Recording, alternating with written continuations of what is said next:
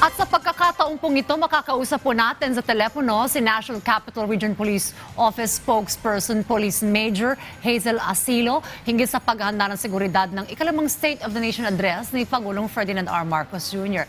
Magandang umaga po sa inyo. Diane Kirer po ito ng Rise and Shine Pilipinas sa PTV. Yes, Ma'am Diane. Magandang umaga po.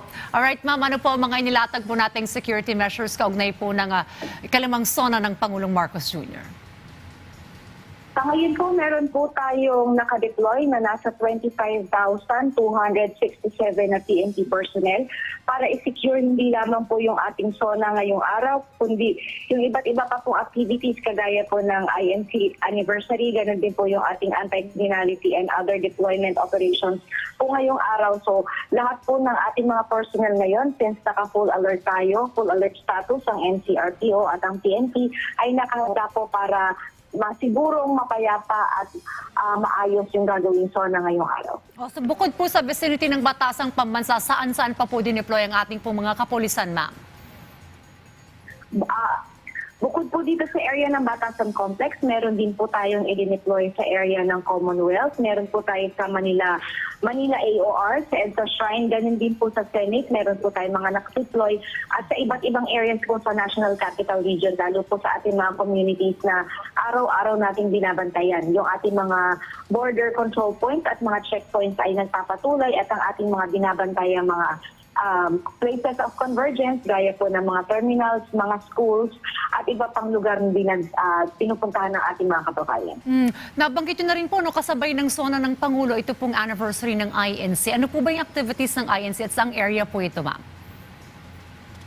Mangyayari po based sa information na tanggap, magkakaroon lamang po sila ng pagtitipon sa kanilang sa INC Central dito sa area ng Commonwealth, kung saan tayo din naman po ay nag-deploy ng nasa mahigit 2,000 na mga PNP personnel para ensure na yung pagpasok at paglabas ng kanilang mga miyembro ay magiging maayos at hindi po makakapagabal usual na daloy ng trapiko dyan po sa area ng Commonwealth. Alright. Now, doon naman po sa mga grupo na magsasagawa ng kilos protesta, ilan po, Ma'am, nabigyan po ng permit na mag-conduct ng rally? As of now, meron pong 3 grupo na nabigyan ng permit, ang Better Brighter Movement, ang Sanlakas at Bayan, kung saan ang Bayan at Sanlakas po ay iisa sila ng in-approved na venue. Ito sa Capital Estate 1, habang ang Better Brighter Movement naman po ay sa may harap po ng Commission on Audit. Alright, ngayon po ba, as we speak, Ma'am, may mga presensya na po ba ng mga miyembro po ng mga grupong ito na magsasagawa po nitong mga protestang ito, Ma'am? Sa ngayon, wala pa naman po tayo monitor na nagkakatipon-tipon sa mga grupong. Ini-expect po natin na magkakaroon ng mga programa ngayong araw. Tuloy po yung ginagawa natin pag-monitor sa kanilang pagdating at pagdagsa doon sa mga areas na in-approve po ng Quezon City Government. Now, Ma'am, ano po ba ang policy pagdating po dun sa magsusunog po ng FEG? Ano pong gagawin po ng PNP kung sakali pong may mangyayaring ganito? Regarding po sa pagsusunod ng FEG, hindi naman po agad-agad ang gagawin nating pagresto, since meron po tayong kasamahan na mula po sa DENR na mag-aantabay o magmo-monitor po dun sa Police Major Hazel Asilo, Ma'am? Mukhang naputo lamang po yung ating linya ng komunikasyon.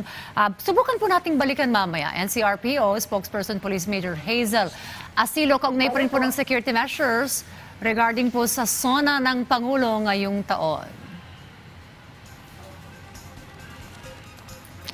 Ma'am? Alright, subukan na lang Hello, po natin. ma'am. Yan, alright. Bumalik na po kayo sa linya. Alright, Ma'am. Regarding po doon sa pagsusunog po ng FEG, we're saying, Ma'am, please continue lamang po regarding po sa polisiya po dito. Opo, hindi naman po automatikong pinagbabawal ang pagsusunod ng FEG kung bahagi po ito ng mapayapang pagpapahayag at wala naman pong nalalabag na batas o lokal na ordinansa. Pero kung ang ganito pong gawain ay magdudulot ng panganib sa publiko, makakasira ng ari-arian or lalabag po sa umiiral na regulasyon, kikilos po ang kapulisan ayon sa batas. Lahat po ng aksyon natin ay mananatiling na ayon sa prinsipyo ng maximum tolerance. Meron din po tayong kasama na mula po sa DNR na magmo-monitor po kung may kakaroon po ng paglabag sa Clean Air Act or sila po yung talagang inaasahan po natin na mag-check kung meron pong magiging paglabag po sa ibang environmental laws. Alright.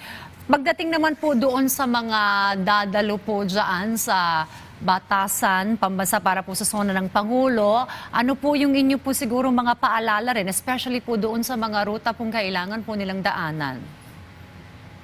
Siyempre po doon sa ating mga kababayan na alam naman po natin na hindi po kasali doon sa mga magaganap na mga activities ngayon dyan sa area po sa Commonwealth, magkaaring magkaroon po tayo ng pansamantalang rerouting, road closures at pagsisikip sa ilang pangunahing lansangan.